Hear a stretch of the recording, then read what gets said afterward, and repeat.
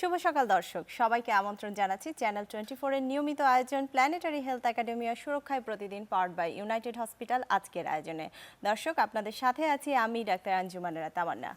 আজকে বিশ্ব কিডনি দিবস। এই দিবসটি উপলক্ষে আজকে আমাদের আয়োজন। দর্শক বুঝতেই পারছেন, আজকে আমরা কিডনি রোগীদের নিয়ে কথা বলবো, তাদের বিভিন্ন সমস্যা এবং এই কিডনি রোগ নিয়ে কিভাবে ভালো থাকা যায়, একজন কিডনি রোগী কিভাবে ভালো থাকতে পারে। এবার কিন্তু ওয়ার্ল্ড কিডনি ডেতে এটাই প্রতিপাদ্য বিষয়। আজকে এই বিষয় নিয়ে কথা বলার জন্য আমাদের সাথে দুজন গেস্ট আছেন।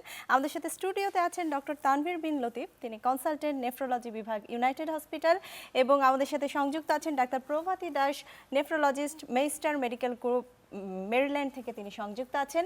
আমি ডাক্তার তানভীর বিন লতিফ এবং ডাক্তার প্রভাতী দাস আপনাদের দুজনকেই স্বাগত জানাচ্ছি আমাদের আজকের আয়োজনে। জি, আমি একটু শুরু করছি ডাক্তার তানভীর বিন লতিফ আপনাকে দিয়েই।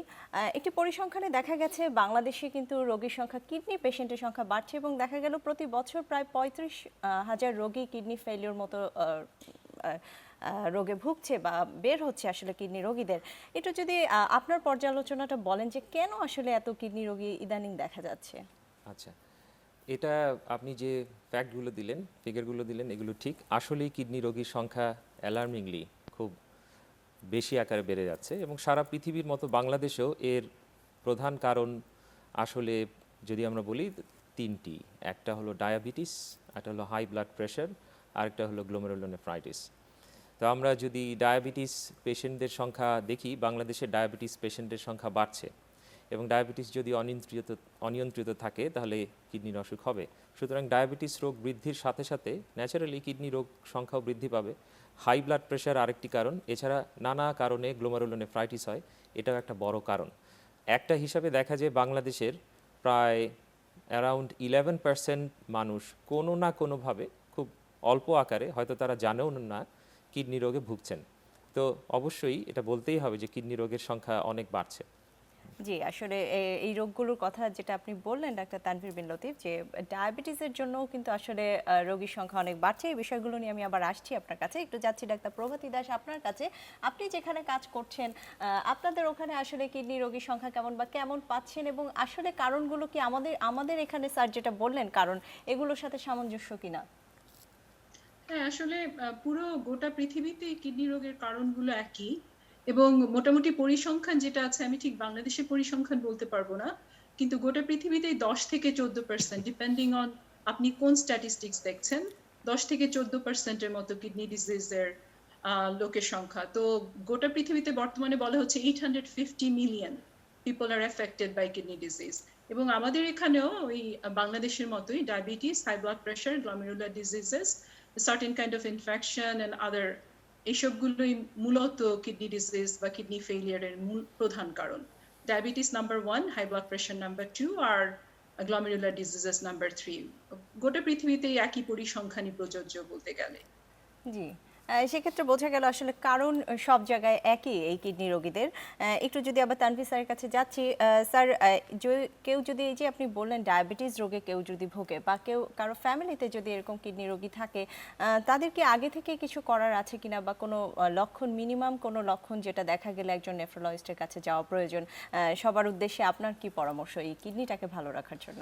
হ্যাঁ, পরামর্শটা খুব সোজা। সেটা হলো যে ডায়াবেটিস রোগ নির্ণয় করার পরে যে সমস্ত উপদেশগুলো দেয়া হয় সেগুলো ঠিকঠাক মতো মেনে চলা এবং খুব স্ট্রিক্টলি, মেটিকুলাসলি, যত্ন সহকারে ডায়াবেটিস মনিটর করা, নিজের ব্লাড সুগার দেখা এবং টার্গেট তৈরি করা। যে ধরা যাক আমরা বলি আমাদের বাংলাদেশের পার্সপেক্টিভে যে খালি পেটে blood sugar 6 millimole per litre এবং আফটার মিল খাওয়ার পরে 8, এরকম আপনি প্রতিদিন রাখবেন এবং আপনি আপনার নিজের ডায়াবেটিস কন্ট্রোল এর দায়িত্ব নিজে নেবেন। ফলে প্রথম থেকেই যদি ডায়াবেটিস কন্ট্রোল খুব ভালো থাকে, কিডনি ডিজিজের বার্ডেন অটোমেটিক্যালি কমে যাবে।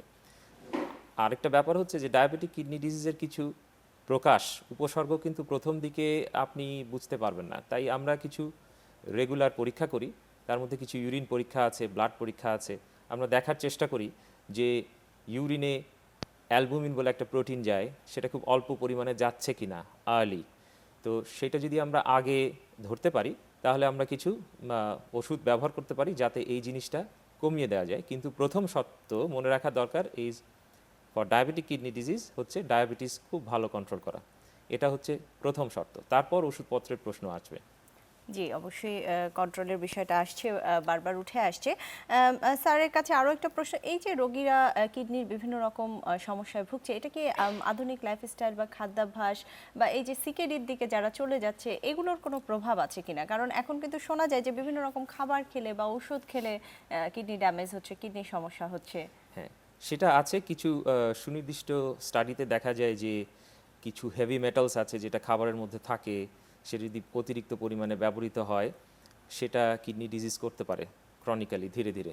তবে আরেকটা জিনিস বাংলাদেশের ক্ষেত্রে খুব মানে আমি খুব জোর দিয়ে বলতে চাই, সেটা হলো যে বাংলাদেশে ওষুধপত্র খুব সহজে পাওয়া যায় ফার্মেসি থেকে। হ্যাঁ, মানুষ তার নিজের ইচ্ছা মতো নানা ওষুধপত্র চাইলেই খেয়ে ফেলে, যেটার হয়তো সেই ক্ষেত্রে দরকার ছিল না।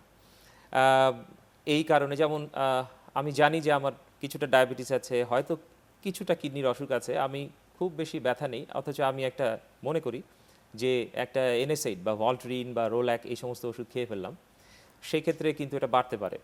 এছাড়া কেউ কেউ অল্টারনেটিভ মেডিকেশন ব্যবহার করেন, যেগুলোর মধ্যে ঠিক কী আছে আমরা জানি না। উনি নিজের বিশ্বাস থেকে কোনো হার্বাল ওষুধ অথবা কোনো হোমিওপ্যাথিক ওষুধ এগুলোর খাচ্ছেন, নিয়মিত খাচ্ছেন, সেগুলো থেকেও কিন্তু কিডনির অসুখ হতে পারে। তো একই সাথে খাবার দাবারের ব্যাপারটা তো আছেই, একই সাথে ওষুধ, অযথা ওষুধ খাওয়া, এটা কিন্তু খুব একটা গুরুত্বপূর্ণ বিষয়। জি, অবশ্যই। আমি একটু ডাক্তার প্রভাতী দাসের কাছে যাচ্ছি। যেহেতু এই যে স্যার যেটা বললেন যে রোগীদের বিভিন্ন রকম অভ্যাসের কারণেও কিডনির রোগীর সংখ্যা বাড়ছে, আপনি যেখানে আছেন আমরা একটু চিকিৎসার বিষয়ে যাই, কারণ এবার আমাদের কিডনি দিবসের প্রতিপাদ্য বিষয়ই হচ্ছে কিডনি রোগ নিয়েও কিভাবে ভালো থাকা যায়। কেউ যদি ডায়াগনোস্টিক হয়ে যায় যে তিনি একজন কিডনির পেশেন্ট, এবং আপনারা হয়তো বিভিন্নভাবে ডায়াগনোসিস করে থাকেন, চিকিৎসা পদ্ধতিগুলো আসলে কি কি, কিভাবে শুরু করেন একজন রোগীর চিকিৎসা আসলে? তো প্রথমেই তো আসলে কিভাবে রোগ শুরু হলো সে দিয়ে তো চিকিৎসা হবে না। তো আমরা প্রথমেই যেটা বলছি, আমি এবং doctor Tanvir, diabetes, high blood pressure, আর কিছু যেগুলোকে আমরা ইন্ট্রিনসিক কিডনি ডিজিজ বলি বা গ্লোমেরুলার ডিজিজ এবং অন্য কিছু, তো সবার ওগুলো থেকে যেহেতু কিডনি ফেলিয়ার হয়, তো ওগুলোর চিকিৎসাটাই হচ্ছে প্রথমে। তো আমাদের এখানে একটু ডিফারেন্ট, কারণ আমাদের এখানে তো আমরা যেটাকে বলি প্রিভেন্টিভ কেয়ার। অসুখের আগেই রোগীরা আমাদের কাছে এসে যায়, যেহেতু এখানে সিস্টেমটা অন্যরকম। তো আমাদের কাছে রোগীরা যখন আসে তখন আমরা সবসময় চেষ্টা করি যে যারা আমাদেরকে রোগী পাঠান, রেফারাল প্রাইমারি কেয়ার ফিজিশিয়ান বা ইন্টারনাল মেডিসিনের স্পেশালিস্ট যারা, যাতে আর্লি স্টেজে রোগীগুলোকে পাঠান আমাদের কাছে। সামান্য ল্যাব অ্যাবনর্মালিটি, ব্লাড টেস্টে যদি ক্রিয়াটিনিনের লেভেল একটু উপরে থাকে অথবা যদি ইউরিন টেস্টে প্রোটিন দেখা যায়, তো ওই রোগীগুলোকে আমাদের কাছে পাঠানো হয়। এবং পাঠানোর পরে ডিপেন্ড করে যে কি কারণে কিডনি ফেলিয়ার আমরা বা কিডনি ডিজিজ, সিকেডি যেটা বলি আমরা, ক্রনিক কিডনি ডিজিজ, কি কারণে, কারণের উপর ভিত্তি করে ম্যানেজমেন্ট হবে বা ট্রিটমেন্ট হবে। তো সবসময় ডায়াবেটিস যদি থাকে তাহলে আমরা ডক্টর তানভীর যেমন বললেন, very strict control of diabetes. তারপরে হচ্ছে ডায়াবেটিস নট অনলি, ডায়াবেটিস কন্ট্রোলের উপরে কিছু কিছু ওষুধও আছে ডায়াবেটিসের, যে ওষুধগুলো কিডনি ডিজিজকে লং টার্ম আউটকাম অনেক ভালো করে, সেটা আছে। তারপরে ব্লাড প্রেশার কন্ট্রোল আছে এবং লাইফস্টাইল, খাবার দাবার, এই সব জিনিসপত্রগুলো। এবং তারপরে যেটা করতে হয় সেটা হচ্ছে ফ্রিকোয়েন্ট মনিটরিং, ডিপেন্ডিং অন কোন স্টেজের কিডনি ডিজিজ। স্টেজ 1 to 5 পর্যন্ত বিভিন্ন স্টেজেসে আছে। তো এক স্টেজ 1 বা 2 বা 3 হলে আমরা ফ্রিকোয়েন্টলি দেখি, হয়তো বছরে একবার, বছরে 3 বার, অথবা কখনো কখনো হয়তো প্রত্যেক মাসে বা 6 সপ্তাহ পর পরে আমরা দেখি, ব্লাড ওয়ার্ক করি, ইউরিন টেস্ট করি, রোগী কেমন আছে দেখে তারপরে হচ্ছে বিবিধ মেডিসিন। ব্লাড প্রেশারের জন্য স্পেসিফিক কিছু ওষুধ আছে যেগুলো কিডনি ডিজিজের পেশেন্টদের লং টার্ম আউটকাম অনেক ভালো করে, তো ওই ওষুধগুলো সিলেক্ট করে ওভাবেই দেখা হয় আর কি। এটা আসলে টোটাল একটা লাইফস্টাইল সহ, ওষুধ সহ পুরো একটা comprehensive management. It's not just one thing, it's the whole aspect of it. জি, অবশ্যই। একটু এই বিষয়টা নিয়ে আমি তানভীর স্যারের কাছে যাচ্ছি। স্যার, চিকিৎসার বিভিন্ন পর্যায়ে তো বললেন আমাদেরকে ডাক্তার প্রভাতী দাস, আমাদের রোগীদের মধ্যে ডায়ালাইসিস নিয়ে একটা ভীতি কাজ করে, এই বিষয়টি না আনলেই নয়। যখন সিকেডি হয়ে যাচ্ছে বা কিডনির লাস্ট স্টেজ হচ্ছে, বা আপনারা বলছেন যে কিডনি আর কাজ করছে না, বাইরে থেকে ডায়ালাইসিস করতে হবে, ডায়ালাইসিসের সকল সুযোগ সুবিধা বাংলাদেশে অ্যাভেলেবেল কিনা, বা আসলে ডায়ালাইসিস করার সময় কোনো কমপ্লিকেশন বা করার কারণে কোনো কমপ্লিকেশন হয় কিনা?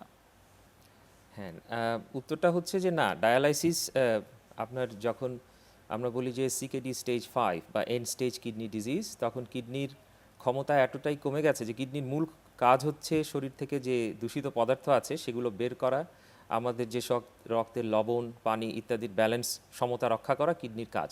এখন সেটা যখন করতে পারছে না, সেটাকে মেশিন দিয়ে একটা টেকনোলজি ব্যবহার করে করার নামই তো ডায়ালাইসিস। সুতরাং তখন ডায়ালাইসিস করলে সেটা রোগীদের জন্য ভালো, এবং রোগীরা ডায়ালাইসিস করে একটি অবশ্যই সুনির্দিষ্ট নিয়মকানুন আছে, নানা রকম ব্যবস্থাপনা আছে, এটা একটা অন্যরকম লাইফস্টাইল, তার সাথে পেশেন্টকে মানিয়ে নিতে হবে, কিন্তু ভালো থাকা সম্ভব। আর ফ্যাসিলিটির কথা বাংলাদেশে যে বললেন, না, বাংলাদেশে সব জায়গায় সমানভাবে আমাদের যে কিডনি পেশেন্ট আছে যাদের ডায়ালাইসিস লাগবে তাদের ডায়ালাইসিস করার সুযোগ এখনও আসলে গড়ে ওঠেনি। এটা আমাদের অনেক কাজ করার আছে। ঢাকায় আছে বেশ কিছু ভালো ডায়ালাইসিস সেন্টার আছে, কিন্তু ঢাকার বাইরেও বেশ কয়েকটি জেলায় হয়েছে, কিন্তু এটা বাংলাদেশের সব জেলায় নাই। আমার মনে হয় আমাদের দেশের একটা হিসাবে শতকরা 10 ভাগ পেশেন্ট যাদের ডায়ালাইসিস দরকার তারা হয়তো ডায়ালাইসিস পাচ্ছেন বা অ্যাফোর্ড করতে পারবেন, ইত্যাদি অর্থনৈতিক কারণও আছে। তো ব্যবস্থাপনা বাংলাদেশে আছে, কিন্তু সবাই এটা নিতে পারছেন সেটা না আসলে। জি অবশ্যই, এবং এই ডায়ালাইসিস রিলেটেড আরও অনেক প্রশ্ন আছে। আমি যাব প্রভাতী দাসের কাছে। ডাক্তার প্রভাতী দাস, আমাদের একটা বিরতির সময় হয়ে গেছে, আপনি থাকুন আমাদের সাথে, আমি বিরতি নিয়ে ফিরছি আপনার কাছে। দর্শক, প্ল্যানেটারি হেলথ একাডেমি সুরক্ষায় প্রতিদিন পাওয়ার্ড বাই ইউনাইটেড হসপিটাল এই পর্যায়ে নিয়ে নিচ্ছি ছোট্ট একটা বিরতির সাথেই থাকুন।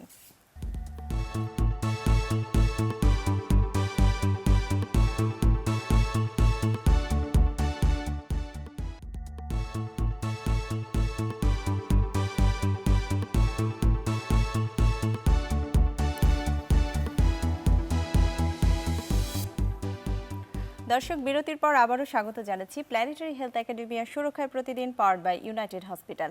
আজকের আয়োজনে আমরা কথা বলছি কিডনি রোগীদের নিয়ে। আজকে বিশ্ব কিডনি দিবস, সেই উপলক্ষে আমাদের প্রতিপাদ্য বিষয় সুস্থ কিডনি, সুস্থ থাকুক ব্যক্তি, এ বিষয়ে কথা বলার জন্য আমাদের সাথে স্টুডিওতে আছেন ডাক্তার Tanvir bin Latif, consultant nephrology United Hospital, এবং মেরিল্যান্ড থেকে সংযুক্ত আছেন ডাক্তার প্রভাতী দাস, তিনি নেফ্রোলজিস্ট। আমি আবার চলে যাচ্ছি ডাক্তার প্রভাতী দাস আপনার কাছে। বিরতির আগে আমাদেরকে তানভীর স্যার বলছিলেন ডায়ালাইসিসের বিষয়টি নিয়ে, একটু আপনি যদি বলেন আপনি যেখানে কাজ করছেন সেখানে ডায়ালাইসিসের পদ্ধতি কীরকম, কোনো জটিলতা বা আপনারা কী কী প্রিকশন মেনটেন করেন সেই বিষয়গুলো নিয়ে। এবং আরও একটা বিষয় আপনার কাছে আমার জানার আছে, আমাদের দেশের রোগীদেরকে সাধারণত হিমোডায়ালাইসিস বা রক্তের যে ডায়ালাইসিস সে বিষয়টি নিয়েই সবার মধ্যে প্রশ্ন থাকে, যদি এটা সম্ভব না হয় আর কোনো অপশন আছে কিনা ডায়ালাইসিস করার। একটু ডায়ালাইসিস নিয়ে যদি বলেন ডাক্তার প্রভাতী দাস। হ্যাঁ, তো ডায়ালাইসিস আসলে তো ট্রিটমেন্ট হচ্ছে যেসব রোগীদের কিডনি সম্পূর্ণভাবে বিকল হয়ে গেছে, রাইট, দুটো কিডনি, তো এন্ড স্টেজ রিনাল ডিজিজ অথবা এন্ড স্টেজ কিডনি ডিজিজের জন্য করি আমরা ডায়ালাইসিস। দ্য আইডিয়া হচ্ছে যে যেমন ডক্টর তানভীর বলছিলেন যে রক্তকে পরিষ্কার করা, রক্তে যে দূষিত বর্জ্য পদার্থগুলো জমে উঠছে কিডনি যেগুলোকে ক্লিন করতে পারছে না সেগুলোকে ক্লিন করা। এখন ক্লিন আপনি কিভাবে করছেন? ব্লাড ডায়ালাইসিস যেটার কথা আপনি বললেন, বাই ক্লিনজিং দ্য ব্লাড, ওটা হচ্ছে হিমোডায়ালাইসিস। আরেকটা ডায়ালাইসিস আছে যেটা পেরিটোনিয়াল ডায়ালাইসিস, যেখানে আপনার পেটের মধ্যে একটা ক্যাথেটার বসিয়ে পেটের যে মেমব্রেন আছে যেটাকে আমরা পেরিটোনিয়াম বলি, পেরিটোনিয়ামের মধ্য দিয়ে ফ্লুইড ঢুকিয়ে দিয়ে ফ্লুইডের মাঝখানে, ওটাকে ডায়ালাইসিস ফ্লুয়েন্ট বলি, ওটা দিয়ে এক্সচেঞ্জ করে যে ডায়ালাইসিসটা হয়। তো আমার ধারণা বাংলাদেশেও পেরিটোনিয়াল ডায়ালাইসিস অ্যাভেলেবল। যখন আমি ট্রেনিং করছিলাম, যখন আমি মেডিকেল কলেজে পড়তাম, তখন আমরা সাধারণত পেরিটোনিয়াল ডায়ালাইসিসই বেশি করতাম, কারণ পেরিটোনিয়াল ডায়ালাইসিস আসলে অনেক চিপার কম্পেয়ার টু হিমোডায়ালাইসিস। এবং পেরিটোনিয়াল ডায়ালাইসিসের যেটা আরেকটা সুবিধা, রোগীকে আসলে হাসপাতালে আসতে হয় না বা কোনো ডায়ালিসিস সেন্টারে আসতে হয় না, সে বাড়িতে বসেই তার ডায়ালিসিস করতে পারে। কাজে কনভিনিয়েন্ট বা লাইফস্টাইল ইস্যুতে পেরিটোনিয়াল ডায়ালিসিস অনেক ভালো। তো আমরা যেটা করছি সেটা হচ্ছে আমাদের এখানেও এখনো হিমোডায়ালিসিসের পেশেন্টের সংখ্যা অনেক বেশি, কিন্তু পেরিটোনিয়াল ডায়ালিসিসকে আমরা অনেক বেশি প্রাধান্য দিতে চেষ্টা করছি। ঠিক পেরিটোনিয়াল ডায়ালিসিসও বলবো না, আমরা বলবো হোম ট্রিটমেন্ট।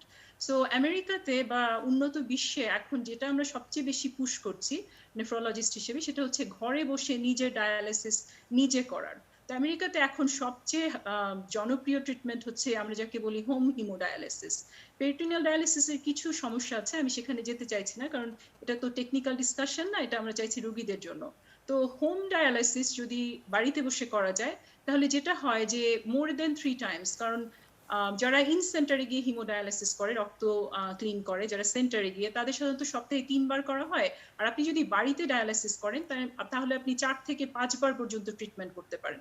তাতে যেটা হয় যে আপনি যদি চিন্তা করেন এভাবে যে আপনার নিজের যখন কিডনি আছে, যে কিডনিরা যখন কাজ করছে, যখন রক্ত ক্লিন করছে, তখন কিন্তু প্রত্যেক সেকেন্ড অফ আপনার লাইফে কিডনিরা কাজ করে যাচ্ছে, every second, every minute, 365 days. So যখন আমরা ডায়ালিসিস করি তো লিমিটেড সেন্টারে গিয়ে সপ্তাহে 3 বার 3 ঘন্টা বা 3.5 ঘন্টা, অ্যাকচুয়ালি ওটা তো আসলে এনাফ ট্রিটমেন্ট হয় না। তো হোম ডায়ালিসিস করে আমরা যেটা করতে চেষ্টা করছি যে মোর টাইম অন ডায়ালিসিস, তাতে কি হয় ট্রিটমেন্টটা স্লো হয়, শর্টার হয় অ্যাট ইচ টাইম, তাহলে যে পোস্ট ডায়ালিসিস যে কমপ্লিকেশন গুলো আছে সেগুলো হয় না, এবং রোগীরা আরো অনেক ভালো ফিল করে। এটা একটা হচ্ছে আমেরিকাতে সবচেয়ে জনপ্রিয়। আর এটা যেটা হচ্ছে নকটার্নাল লং ডায়ালিসিস যেটা হয়, সেখানে পেশেন্টরা সেন্টারে গিয়ে ডায়ালিসিস করে, কিন্তু রাতের বেলা মানে যখন তারা ঘুমাচ্ছে, ঘুমের মধ্যে ডায়ালিসিস সেন্টারে টানা 8 ঘন্টা ঘুমের সময়টা ডায়ালিসিস করলো, ওটা 3 বারই, কিন্তু 8 ঘন্টা 3 8 24 ঘন্টা হচ্ছে, তাই না? তো লঙ্গার যদি ট্রিটমেন্ট হয় তাহলে ট্রিটমেন্টটা অনেক জেন্টল হয় বডির ওপর, ওরা সহ্য করতে পারে ভালো, এবং অনেক আউটকাম অনেক ভালো হয়। তো এই দুটোই হচ্ছে মানে মেজর যেটা আমরা পুশ করার চেষ্টা করছি পেরিটোনিয়াল ডায়ালিসিসের সাথে। এবং আমাদের সরকার থেকে, ফেডারেল গভর্নমেন্ট থেকে, আমেরিকান সরকারও খুবই চাইছে যে রোগীরা নিজেদের ডায়ালিসিস নিজেরা বাড়িতে করুক, যেহেতু ওভার আউটকাম ভালো। আর ট্রান্সপ্ল্যান্ট তো আছেই, সো এই সবগুলোই আছে আমাদের এখানে। But home dialysis, weather that's haemodialysis অথবা পেরিটোনিয়াল ডায়ালিসিস, দুটোই আমরা বেশি করে করছি আজকাল। জি, অবশ্যই। ডাক্তার প্রভাতী, আমার আরো একটি প্রশ্ন ছিল। আমাদের সাধারণ মানুষদের মধ্যে কিন্তু এই ডায়ালাইসিস নিয়ে একটা ভীতি কাজ করে যে ডায়ালাইসিস করার পরে আমি কি স্বাভাবিক জীবন যাপন করতে পারবো কিনা, আমাদের স্বাভাবিক কাজগুলো করতে পারবো কিনা।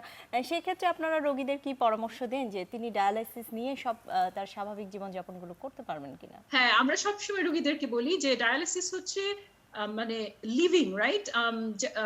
একটু কিছু তো একটু কম্প্রোমাইজ করতেই হয়। যেমন সপ্তাহে আপনি যদি ইন সেন্টার ডায়ালিসিস করেন, সপ্তাহে 3 বার ডায়ালিসিস ক্লিনিকে গিয়ে, তাহলে ওই 3 দিন আপনার জীবন একটু লিমিটেড, কারণ ডায়ালিসিস সেন্টারে যেতে হবে, ডায়ালিসিস ট্রিটমেন্ট শেষ করতে হবে, তারপরে বাড়িতে আসতে হবে। এবং ডায়ালিসিস করে বেশিরভাগ সময় রোগীরা খুবই ক্লান্ত হয়ে যায়, মানে ক্লান্ত পরিশ্রান্ত যাকে বলা যায়। তো দেখা যায় যে বাড়িতে এসে হয়তো রেস্ট নিতে হয় তারপরে। কিন্তু আমি সবসময় বলি যে 3 দিনের পরে যে 4 দিন আছে, সেই 4 দিন you have full life, you can do whatever you want. তো ওরা যা কিছু করবার করতে পারে, কিন্তু উইদিন লিমিট। যেমন খাওয়া দাওয়ার রেস্ট্রিকশন আছে ডায়ালিসিস রোগীদেরকে, কতটুকু জল খাবে, লিকুইড কতটুকু খাবে প্রত্যেকদিন, তার একটা লিমিটেশন আছে। তারপরে ওষুধ খেতে হয় নিয়মিত। তো ওগুলো সব মেনে চলে রেস্ট্রিকশনের মধ্যে থেকে অবশ্যই অবশ্যই মানে জীবন স্বাভাবিক। এবং আরো একটা যে কথাটা আমি বলি যে কিছু কিছু অর্গান ফেলিয়ার আছে, যেমন আপনার হার্ট যদি ফেল করে, তাহলে হার্ট ট্রান্সপ্লান্ট ছাড়া আসলে হার্টের তো কোনো ডায়ালাইসিস নেই। লিভার ফেলিয়ার যদি করে, তাহলে আপনি লিভার ট্রান্সপ্লান্ট পেলেন, অথবা you have to die because your liver is not working. কিন্তু কিডনি ফেলিয়ার রোগীদের বেলায় you can get a transplant, but যদি ট্রান্সপ্লান্ট না হলো তাহলে কি হয়, আপনি ডায়ালিসিস করেও দীর্ঘদিন বেঁচে থাকতে পারেন। সো এটাই হচ্ছে কিডনি ফেলিয়ার সবচেয়ে ভালো দিক। তো খারাপের মন্দের ভালো, কিন্তু তারপরে বেঁচে থাকা খুবই মিনিংফুল একটা লাইফ থাকে বেশিরভাগ রোগীরই। আমার অনেক রোগী আছে যারা গাড়ি চালিয়ে ডায়ালিসিস করতে আসে, ডায়ালিসিস শেষ করে আবার গাড়ি চালিয়ে চলে যায়, হয়তো কাজে চলে যায় ডায়ালিসিস শেষ করে, অথবা কাজ শেষ করে সে ডায়ালিসিস শেষ করে করে আবার বাড়ি চলে গিয়ে রেস্ট করে পরের দিন আবার নর্মাল জীবন। কাজে এটা সম্ভব, খুবই ভালোভাবেই সম্ভব। জি, অবশ্যই। একটু যাচ্ছি আমাদের তানভীর স্যারের কাছে। স্যার, যেহেতু ডায়ালাইসিসের বিষয়গুলো আমরা জানলাম, কিন্তু আমাদের দেশের অনেক রোগীরই স্যার আপনি নিজেই বললেন যে এফোর্ড করা সম্ভব হয় না, একটা খরচের একটা বিষয় থাকে। সেক্ষেত্রে এই যে প্রাইভেট সেক্টর ছাড়া সরকারিভাবে আরও এই সেন্টারগুলো বাড়ানো প্রয়োজন কিনা, বিশেষ করে আমাদের মেডিকেল কলেজগুলোতে যদি এই সেন্টার হয়, আপনি আরও ভালো বলবেন যে সেক্ষেত্রে রোগীদেরকে আসলে সার্ভিসগুলো দেওয়া সম্ভব কিনা। অবশ্যই। আমরা তো এখন শুনেছি যে বাংলাদেশের আস্তে আস্তে বাংলাদেশের অর্থনৈতিক উন্নতি হচ্ছে, বাংলাদেশ উন্নয়নশীল দেশ হয়ে উঠছে। সুতরাং আমাদের চিকিৎসা ব্যবস্থার উন্নতি তো করতেই হবে। আমাদের কিডনি রোগীদের সংখ্যা আপনি যদি সারা বাংলাদেশে বিস্তৃতভাবে দেখেন, প্রতিটি জেলায় অসংখ্য রোগী পাবেন যাদের হয়তো ডায়ালাইসিসের দরকার আছে, কিন্তু ডায়ালাইসিস তো আপনাকে সপ্তাহে 3 দিন হাসপাতালে যেতে হবে। আপনি যদি একটি প্রান্তিক জেলাতে থাকেন, কাছাকাছি ডায়ালাইসিস সেন্টার না থাকে, তাহলে কি করে ডায়ালাইসিস করবেন? এই জন্য আমি তো মনে করি শুধু মেডিকেল কলেজ হসপিটালে তো বটেই, বাংলাদেশের প্রত্যেকটি জেলাতে একটা সার্টেন ডিস্টেন্সে ডায়ালাইসিস সেন্টার থাকা উচিত। কারণ রোগী, আমরা তো দেখছি রোগীর সংখ্যা অসংখ্য যাদের আসলেই ডায়ালাইসিস দরকার আছে, তারা বলেন যে আমি তো থাকবো মনে করেন পটুয়াখালীতে, আমি কি করে ডায়ালাইসিস করব? তার কোনো উত্তর কিন্তু আমার কাছে নাই অনেস্টলি। সুতরাং ডায়ালাইসিস সেন্টার বাড়াতে হবে এটা মেডিকেল কলেজে থাকলে একটা বড় সুবিধা আছে যে আমরা একাডেমিক অ্যাক্টিভিটি চালাতে পারি, রিসার্চ করতে পারি, আমাদের যারা মেডিকেল স্টুডেন্ট আছে তারা শিখতে পারে। একই সাথে রোগীদের সুবিধা হচ্ছে, আমাদের মেডিকেল স্টুডেন্টদের সুবিধা হচ্ছে, সার্ভিসটা ইমপ্রুভ করছে। সুতরাং অবশ্যই এতে অনেক বিস্তার করার যথেষ্ট সুযোগ এবং প্রয়োজনীয়তা আছে।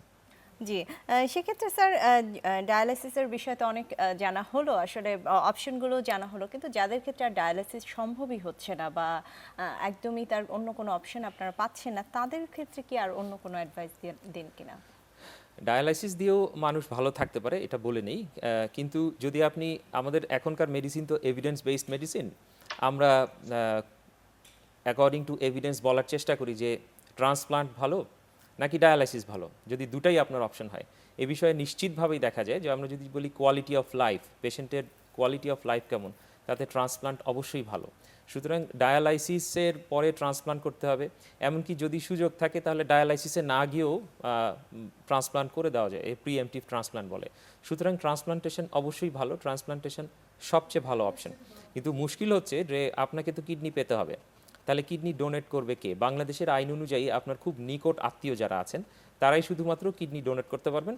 আমাদের দেশে মৃতদেহ থেকে কিডনি ট্রান্সপ্লান্ট করার অবস্থা এখনও তৈরি হওয়ার পথে কিন্তু হয়নি। কিছু টেকনিক্যাল ডিফিকাল্টিজ আছে, আইন কানুন কিছু ঠিক করার ব্যাপার হয়তো আছে, কিন্তু লিভিং ডোনার কিডনি ট্রান্সপ্লান্টেশন আমরা করতে পারি। এবং আমাদের একটা অসুবিধা হয়তো এই যে আমাদের যেটাকে বলি আমরা ইমোশনাল ডোনার আর আনরিলেটেড ডোনার, আপনার ফ্রেন্ড আপনাকে কিডনি দিতে যাচ্ছে রিয়েলি, কিন্তু বাংলাদেশে সেটা করা যাচ্ছে না, আইনগত কিছু বাধা আছে। এই সমস্ত বাধা উঠে যাওয়া দরকার। অবশ্যই একটা আইনি কাঠামোর মধ্যে এটা করতে হবে, কিন্তু আমার মনে হয় এই ক্ষেত্রে আইনের কিছু পরিমার্জনা দরকার আছে। জি অবশ্যই, এবং এই ট্রান্সপ্লান্টের বিষয় নিয়ে আমার আরও কিছু জানার আছে। আমাদের একটা বিরতির সময় হয়ে গেছে। ডক্টর প্রভাতী দাস, আপনি আমাদের সাথেই থাকুন, আমি বিরতি নিয়ে আবার ফিরছি আলোচনায়। দর্শক সুরক্ষায় প্রতিদিনে এই পর্যায়ে সময় হয়ে গেল আর একটা বিরতির, ফিরছি কিছুক্ষণের মধ্যেই।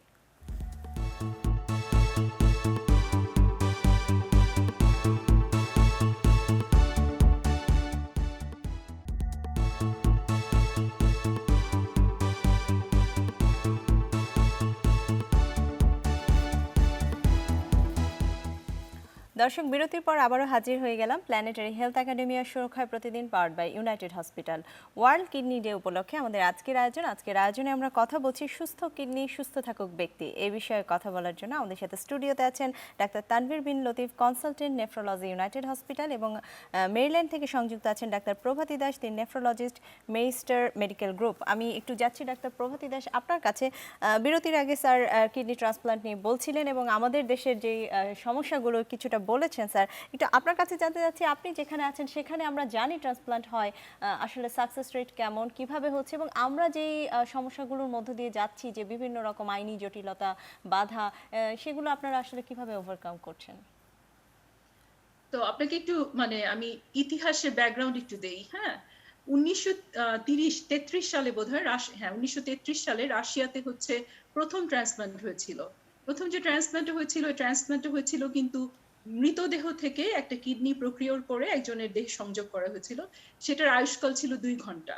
এরপরে হচ্ছে 1950 সালে এসে শিকাগোতে সেকেন্ড ট্রান্সপ্লান্ট হয়, সেটাও ছিল মৃতদেহ থেকে আবার জীবিত আরেকজনের দেহে। ওটা বেশ কয়েক সপ্তাহ বেঁচে ছিল ওই কিডনিটা ট্রান্সপ্লান্টটা। এরপরে হচ্ছে শুরু হয় লিভিং রিলেটেড ট্রান্সপ্লান্ট বা যেটা আমরা লিভিং ডোনার ট্রান্সপ্লান্ট যা বলি, সেটা হচ্ছে 1952 তে এসে। তো আসলে তার ট্রান্সপ্লান্টের হিস্ট্রিতে মৃতদেহ থেকে অর্গান সংগ্রহ করে সেটা ট্রান্সপ্লান্ট করাটাই কিন্তু দিয়ে ট্রান্সপ্লান্ট শুরু হয়েছিল। তো আমাদের এখানে ওই এখনো ট্রেন্ডটা ওরকমই চলছে। আমরা যেমন যাকে আমরা বলি ক্যাডাভারিক ট্রান্সপ্লান্ট, অথবা মৃতদেহ থেকে কিডনি সংগ্রহ করে সেটা যারা ডায়ালিসিসে আছে বা যাদের এন্ড স্টেজ কিডনি ডিজিজ আছে তাদেরকে দেওয়া হয়। তো ওটা হচ্ছে 1 নাম্বার। 2 নাম্বার হচ্ছে আমরা লিভিং ডোনার ট্রান্সপ্লান্ট যেটা আছে। তো ডোনার বাংলাদেশে যেটা আমি বুঝতে পারলাম বিরতির সময় কথা বলে, সেটা হচ্ছে শুধুমাত্র নিকট আত্মীয় ছাড়া কারো কাছ থেকে অর্গান সংগ্রহ করা হয় না। কিন্তু আমাদের এখানে যে কোনো কেউ যদি আপনাকে উইলিংলি কিডনি দিতে চায়, আমরা যাকে বলি মানে গুড স্যামারিটান, অথবা আপনার বন্ধু কেউ যে দিচ্ছে, লিভিং আনরিলেটেড কোনো ডোনার যদি আপনার কাছে যে কোনো কারণে যদি দিতে চায়, তাহলে তারা কিন্তু আপনাকে দিতে পারে, অ্যাজ লং এজ ওরা সম্মতিপত্রে স্বাক্ষর করে দেয় যে হ্যাঁ আমি দিতে চাই একটা কিডনি, তাহলে যে কেউ আপনাকে কিডনি দিতে পারে। এবং আমাদের আরেকটা যেটা ইদানিং হয়েছে যে কিডনি ট্রান্সপ্লান্টের ব্যাপারে তো প্রথম দরকার হচ্ছে ব্লাড গ্রুপ ম্যাচিং এবং বিভিন্ন টাইপের অ্যান্টিজেন ম্যাচিং, যাতে অর্গান রিজেকশন না হয়। তো অনেক সময় দেখা যায় যে আমার একজন ডোনার আছে, ধরেন আমার বোন আমাকে কিডনি দিতে চাইছে, কিন্তু কোনো কারণে আমার বোনের সাথে আমার কিডনি ট্রান্সপ্লান্ট সম্ভব না, কিন্তু আমার বোন তবুও কিডনি দিতে পারবে। কিভাবে হয়, আমরা এটাকে বলি মানে গ্রুপ সোয়াব বলি আমরা, এক্সচেঞ্জ হয়। ধরেন আমি আমার বোনকে লিস্ট করলাম কোন একটা সেন্টার থেকে, ওইদিকে আরো একজন কেউ হয়তো কিডনি ট্রান্সপ্লান্ট দরকার, সেও তার কোনো ডোনারকে লিস্ট করলো, তার ডোনার যদি আমার সাথে ম্যাচ হয় তাহলে আমরা এক্সচেঞ্জ করতে পারি, অর্গান এক্সচেঞ্জ হতে পারে। আপনি কোনো চার্চে যাচ্ছেন, সেখানে আপনার কোনো বন্ধু আপনার কষ্ট দেখে বললো যে আমি ওকে একটা কিডনি ডোনেট করতে চাই, তাহলে সেভাবে হয়। সো এখানে কিডনি ট্রান্সপ্লান্টের তেমন কোনো লিগাল কোনো বাধা নেই, যে কেউ কাউকে দিতে চাইলে কিডনি নেওয়া যায়। তারপরে আবার ক্যাডাভারি ট্রান্সপ্লান্টের যে কথাটা বললাম, সেটা তো এখানে অনেক সুবিধা কি যে আমেরিকান যে ট্রান্সপ্লান্টের যে অর্গানাইজেশন, ওরা শুধুমাত্র ক্রাইটেরিয়া এক্সটেন্ড করছে। আগে একটা সময় যেমন ছিল এইচআইভি রোগীদেরকে, যাদের এইডস আছে বা এইচআইভি যাদের আছে, তাদের অর্গান ট্রান্সপ্লান্ট করা হতো না। এখন কি করা হচ্ছে, এইচআইভি রোগীদের অর্গান নিয়ে আরেকজন এইচআইভি রোগী যার কিডনি ফেলিয়ার আছে তাকে দেয়া হচ্ছে। হেপাটাইটিস সি এর রোগীর অর্গান ট্রান্সপ্লান্ট করে হেপাটাইটিস সি এর রোগীকে দেওয়া হচ্ছে। সো আমাদের এখানে ট্রান্সপ্লান্ট আসলে অনেক বেশি লিবারাল বলতে গেলে বাংলাদেশের তুলনায়। তো বাংলাদেশের জন্য ওটাই প্রবলেম।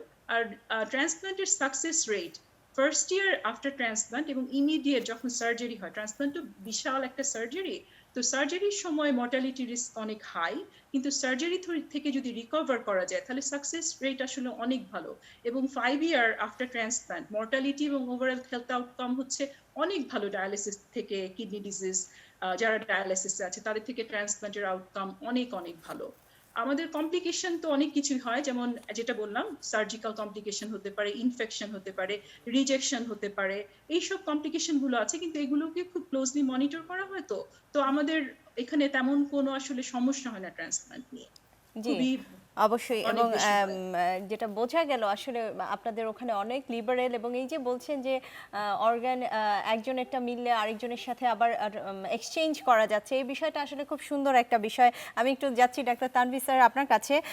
আমাদের দেশের আসলে এই ট্রান্সপ্লান্টের গুরুত্ব কতটুকু, রোগীর সংখ্যা যেরকম বাড়ছে, আপনি কিভাবে কি মনে করছেন আসলে? আমরা একদমই শেষে স্যার একটু যদি বলেন এই বিষয়টা। হ্যাঁ, ট্রান্সপ্লান্ট যদি করা যায় একটা এন্ড স্টেজ কিডনি ডিজিজের পেশেন্টের, তাহলে এই বিষয়ে সবাই একমত হবেন যে এটা সবচেয়ে ভালো চিকিৎসা, এ বিষয়ে কোনো সন্দেহ নাই। এমনকি অনেক ক্ষেত্রে ডায়ালাইসিসের তুলনায় খরচও একটু কম। কিন্তু মুশকিল হলো যেটা বললাম, যে অর্গ্যান পেতে হবে। তা আমাদের দেশে কিন্তু যদি আমরা ডিসিজ ডোনার কিডনি ট্রান্সপ্লান্ট আর ক্যাডাভারিক ট্রান্সপ্লান্ট করতে পারতাম, তার অনেক টেকনিক্যাল ব্যাপার আছে, মানে অনেক অনেক কিছু আছে, এটা নিয়ে মানুষকে জানতে হবে। যে জায়গা থেকে যিনি মারা গেছেন, তিনি যখন কিডনি ডোনেট, তার কাছ থেকে কিডনিটা যখন নেওয়া হবে এবং ট্রান্সপ্লান্ট হওয়া পর্যন্ত একটা নিশ্ছিদ্র ওয়েল অর্গানাইজড নেটওয়ার্ক থাকতে হবে, যেটা খুবই হাই কোয়ালিটি। সেটা আমাদের এখনও তৈরি হয়নি। আর লিভিং ডোনারের ক্ষেত্রে আমরা মনে করি যে হ্যাঁ, আইনি যদি এমন একটা কাঠামো তৈরি করা যায় যে অপশন আছে যে আপনার বন্ধু আপনার কে কিডনি ট্রান্সপ্লান্ট ডোনেট করতে পারবেন, এবং সেখানে আইনিভাবে ব্যাপারটা পরিষ্কার, সেই কাঠামো বাংলাদেশে তৈরি করে বাংলাদেশে কিডনি ট্রান্সপ্লান্ট যদি করা হয়, অনেক এন্ড স্টেজ কিডনি ডিজিজের পেশেন্টরা কিন্তু উপকৃত হবেন। সুতরাং আমি মনে করি যে অবশ্যই বাংলাদেশে ট্রান্সপ্লান্ট কিন্তু হয়, বাংলাদেশে কম হয় কিন্তু হয়, এটা অনেক বাড়বে যদি এই ব্যাপারগুলোর দিকে একটু নজর দেওয়া হয়। জি অবশ্যই। আমরা আসলে আয়োজনের একদমই শেষে। ডাক্তার তানভীর বিন লতিফ স্যার, আপনাকে অসংখ্য ধন্যবাদ জানাচ্ছি স্টুডিওতে আসার জন্য, এবং ডাক্তার প্রভাতী দাস, আপনাকেও অসংখ্য ধন্যবাদ জানাচ্ছি এত দূর থেকে এত সময় সংযুক্ত থাকার জন্য আমাদের সাথে। দর্শক, প্ল্যানেটারি হেলথ একাডেমিয়া সুরক্ষার প্রতিদিন পাওয়ার্ড বাই ইউনাইটেড হসপিটাল আজকের আয়োজনের একদমই শেষে চলে এসেছি। ওয়ার্ল্ড কিডনি ডের আজকের এই দিনে আমাদের বিশেষজ্ঞদের মতামত অনুযায়ী আমাদের দেশে এই কিডনি রোগীদের যে চিকিৎসা প্রয়োজন তার সেই ব্যবস্থা হোক, সেই আশায় সবার সুস্থতা এবং সুরক্ষা কামনায় আজকের আয়োজন থেকে এখানে বিদায় নিচ্ছি।